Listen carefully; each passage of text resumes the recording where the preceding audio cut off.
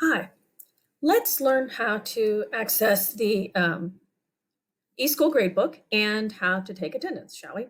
I bookmarked this. If you haven't already, it's the Leander staff page, and it has links to just everything you could imagine. And the one that we're going for today, oh, go away. The one we're going for today is the eSchoolPlus login.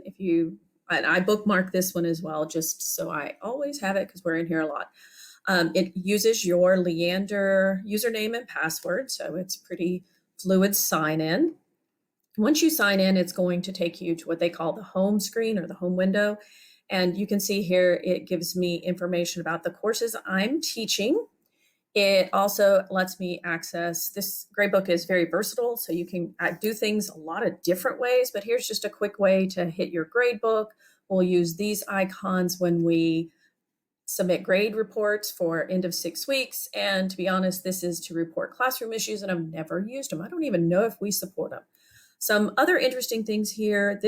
We are building 3. That's our Vista Ridges building. And we, by looking at the view menu, can look at specific classes, all our classes, today's attendance, and the RC Run 1, RC Run 2, that refers to the recording cycle, and it's just first, second, third, up through the 6th grading period. There are lots of customizations that you can do by exploring the settings and the notifications for your subscriptions, but that's beyond the scope of this.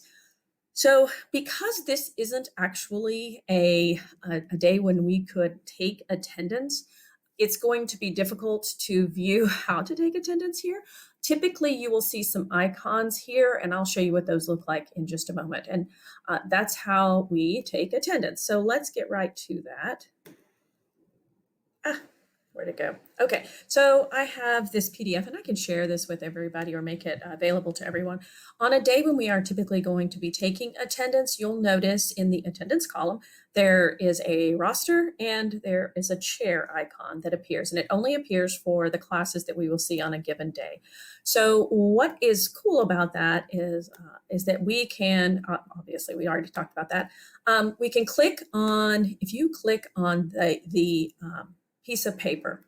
I believe it's a piece of paper, but if I click on the piece of paper, it takes me to this window. And from this window, I should see the IDs and the names of all the students in my class. The M here means that I have multiple classes stacked inside this, inside one course period or one class period.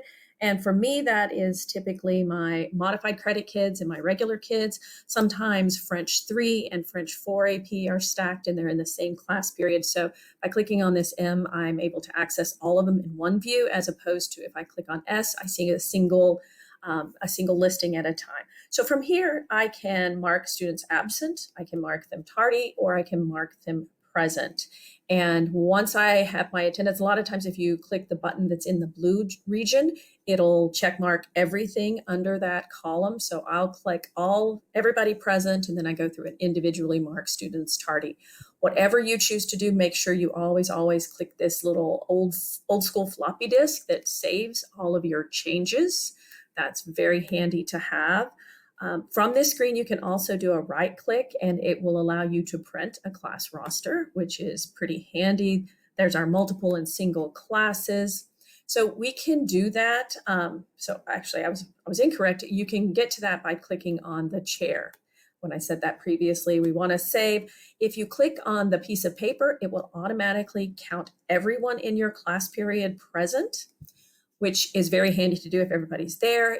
I don't usually use it because I tend to make mistakes. So I go through and look at all kids individually. But if you do use this and you've made a mistake, if it's anything other than 2nd or 6th period, those are our funding periods.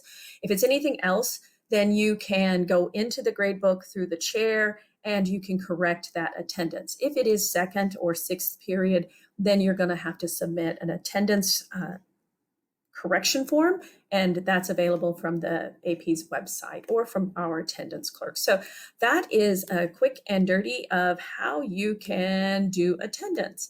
The gradebook portion of this is another video, and we will look at that at another time.